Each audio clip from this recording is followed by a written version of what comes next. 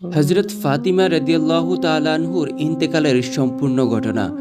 হজরত আলী রাদিয়াল্লাহু তাআলা আনহু ফজরের নামাজ আদায় করার জন্য মসজিদে গিয়েছিলেন। এদিকে হজরত ফাতিমা রাদিয়াল্লাহু তাআলা আনহুর গায়ে অত্যন্ত জ্বর। এ অবস্থায় ঘরের সমস্ত কাজ শেষ করেছেন ফাতিমা রাদিয়াল্লাহু তাআলা আনহু। আলী রাদিয়াল্লাহু তাআলা আনহু মসজিদ থেকে এসে দেখেন ফাতিমা রাদিয়াল্লাহু তাআলা আনহু কাঁদতেছেন। আলী রাদিয়াল্লাহু তাআলা আনহু ফাতিমা রাদিয়াল্লাহু তাআলা আনহুকে প্রশ্ন করলেন, ও ফাতিমা, তুমি কাঁদছো কেন? ফাতিমা কোনো উত্তর দিলেন না। ফাতিমা আরও জোরে জোরে কাঁদতে লাগলেন। আলী রাদিয়াল্লাহু তাআলা আনহু কয়েকবার প্রশ্ন করার পরে ফাতিমা রাদিয়াল্লাহু তাআলা আনহু কাঁদতে কাঁদতে বলেন, ও আলী, আমি স্বপ্নের মধ্যে দেখতেছি আমার আব্বাজান হজরত মুহাম্মদ রাসূলুল্লাহ সাল্লাল্লাহু আলাইহি ওয়াসাল্লাম আমার ঘরের মধ্যে ঢুকে কি যেন তালাশ করতেছেন।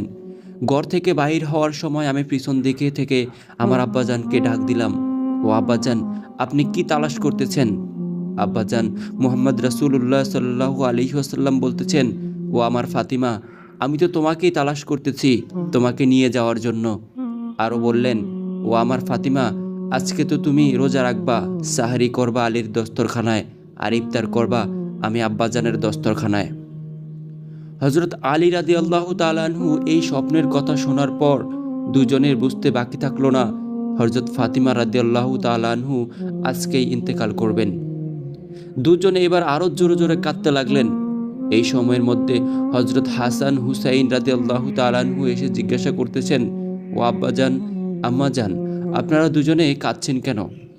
ফাতিমা রাদিয়াল্লাহু তাআলা আনহুর একটা অভ্যাস ছিল, যখন হাসান হুসাইন রাদিয়াল্লাহু তাআলা আনহু কোনো কাজে বিরক্ত করতেন তখন দুজনকে নানাজানের কবরের কাছে যেতে বলতেন। আজকেও ফাতিমা রাদিয়াল্লাহু তাআলা আনহু বলেন, তোমরা দুই ভাই এখন নানার কবরের কাছে চলে যাও। কবরের কাছে যাওয়ার সাথে সাথে কবর থেকে আওয়াজ আসলো, ও আমার আদরের নাতিরা, এই মুহূর্তে তোমরা আমার কাছে কেন এসেছো? আমার কাছে তো সব সময় আসতে পারবা, এখন যাও, গিয়ে মায়ের চেহারার দিকে তাকিয়ে থাকো। আজকের পরে তোমাদের মাকে আর পাবে না। এই কথা শোনার পর দুই ভাই কাঁদতেছেন আর দৌড়াতে দৌড়াতে আম্মাজানের নিকট চলে গেলেন। গিয়ে আম্মাকে বললেন যে, তোমরা দুজন কেন কাঁদতেছ বুঝেছি। নানাজান আমাদেরকে বলে দিয়েছেন আজকের দিনটা তোমার জন্য শেষ দিন। নানাজান তোমার চেহারার দিকে তাকিয়ে থাকার জন্য আমাদেরকে বলেছেন। বিকেলের দিকে হজরত ফাতিমা রাদিয়াল্লাহু তাআলা আনহু এর শরীর অনেক বেশি খারাপ হয়ে যায়। তাকে বিছানাতে শোয়ানো হলো। ফাতিমা রাদিয়াল্লাহু তাআলা আনহু মৃত্যুর পূর্বক্ষণে আলী রাদিয়াল্লাহু তাআলা আনহুকে তিনটি কথা বললেন। এক নাম্বার কথা হলো, ও আলী, যেদিন থেকে আমি আপনার ঘরে এসেছি ওই দিন থেকে নিয়ে আজ পর্যন্ত আপনাকে আমি অনেক কষ্ট দিয়েছি। আলী, আপনি যদি আমাকে ক্ষমা না করেন তাহলে কিয়ামতের ময়দানে আমি সন্তানের কারণে আমার আব্বাজান অনেক লজ্জিত হবেন। বলেন আপনি আমাকে ক্ষমা করছেন কিনা? আলী রাদিয়াল্লাহু তাআলা আনহু বলেন, ও ফাতিমা, তুমি এসব কি বলতেছ? আমি আলী তো তোমার যোগ্য ছিলাম না। তোমার আব্বাজান দয়া করে মেহেরবানি করে তোমাকে আমার কাছে বিয়ে দিয়েছেন। বিয়ের দিন থেকে নিয়ে আজ পর্যন্ত আমি আলী তোমাকে কোনো দিন ঠিক মতো দুবেলা খানা খাওয়াতে পারি নাই। ও ফাতিমা, তুমি বলো আমাকে ক্ষমা করেছো কিনা? তুমি যদি আমাকে ক্ষমা না করো তাহলে আমাকেও কিয়ামতের দিন কঠিন শাস্তি ভোগ করতে হবে। দুই নাম্বার কথা বললেন, ও আলী, আপনার সাথে আমার দ্বিতীয় কথা হলো, আমি মারা যাওয়ার পরে আপনি বিয়ে করে নেবেন দুনিয়ার যে কোনো মহিলাকে আপনার পছন্দ মতো। আপনাকে আমি অনুমতি দিলাম। আর আমার বাচ্চা দুইটাকে সপ্তাহে একটা দিন আপনার কোলের মধ্যে করে নিয়ে ঘুমাবেন। তিন নাম্বার কথা বললেন, ও আলী, আপনার সাথে আমার তৃতীয় কথা হলো, হাসান হুসাইন যখন বালেগ হবে তখন দুই ভাইকে আল্লাহর রাস্তায় সোপর্দ করে দেবেন এবং আমাকে রাতের বেলায় দাফন করবেন। হজরত আলী রাদিয়াল্লাহু তাআলা আনহু বললেন, তুমি নবীর মেয়ে, আমি সবখানে খবর দিয়ে তোমাকে দাফন করব, এতে সমস্যা কি? হজরত ফাতিমা রাদিয়াল্লাহু তাআলা আনহু বললেন, আমার কাফনের কাপড়ের উপর দিয়ে সবাই অনুমান করবে যে নবীর মেয়ে কতটুকু লম্বা ছিল, কতটুকু স্বাস্থ্য ছিল, এতে আমার পর্দা ভঙ্গ হবে।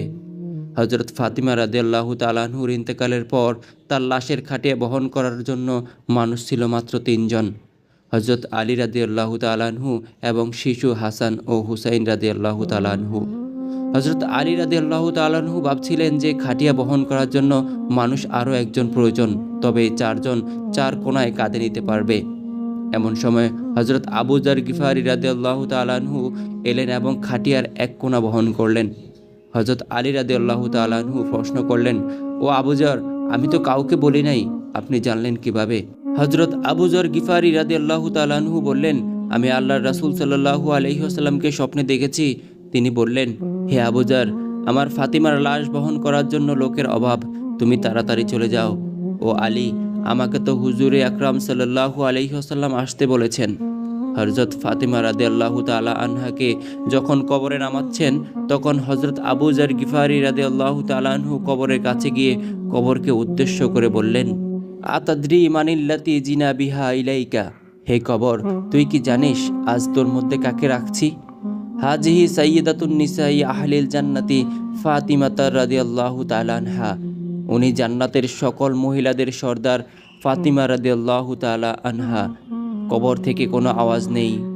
হাজিহি উম্মু হাসনাইন রাদিয়াল্লাহু তাআলা আনহুমা, এটা হযরত হাসান হুসাইনের আম্মা। এবারও কবর থেকে কোনো আওয়াজ নেই। হাজিহি জাওজাতুন আলীইন কাররামাল্লাহু ওয়াজহা, এটা হযরত আলী রাদিয়াল্লাহু তাআলা আনহুর স্ত্রী।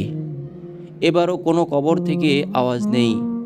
হাজিহি বিনতু রাসূল সাল্লাল্লাহু আলাইহি ওয়াসাল্লাম, এটা দোজাহানের বাদশাহের মেয়ে। খবরদার কবর, বেয়াদবি করবি না। আল্লাহ তাআলা কবরের জবান খুলে দিলেন। এবার কবর বলল, আনা বাইতুজ জুলমাতি, আমি অন্ধকার কবর। আনা বাইতুদ দুদাতি, আমি সাপ বিচ্ছুর ঘর। আনা বাইতুন নফরতি, আমি এমন একটি ঘর যার মধ্যে কোনো বংশ পরিচয় কাজ হয় না। আমি দোজাহানের বাদশাহের মেয়ে ফাতিমাকে চিনি না, হযরত আলীর স্ত্রীকে চিনি না, হাসান হুসাইনের আম্মাকে চিনি না, জান্নাতের মহিলাদের সর্দারিনীকে চিনি না। আমি শুধু চিনি ঈমান আর আমল। তাহলে চিন্তা করুন, আপনি কি নিয়ে কবরে যাব? আল্লাহ আমাদের সবাইকে বোঝার তৌফিক দান করুক। আপনি মুসলিম হয়ে থাকলে অবশ্যই কমেন্ট বক্সে আমিন লিখবেন। শয়তান আপনাকে আমিন লেখা থেকে বিরত রাখতে পারবে না ইনশাআল্লাহ। আজকের ঘটনাটি এই পর্যন্তই। আপনারা যারা এই চ্যানেলে নতুন আছেন, ইসলামিক ঘটনাগুলো পেতে চ্যানেলটি সাবস্ক্রাইব করে রাখবেন। আল্লাহ আপনাদের সবাইকে ভালো রাখুক এবং সুস্থ রাখুক। আল্লাহ হাফেজ। আসসালামু আলাইকুম ওয়া রাহমাতুল্লাহি ওয়া বারাকাতুহু।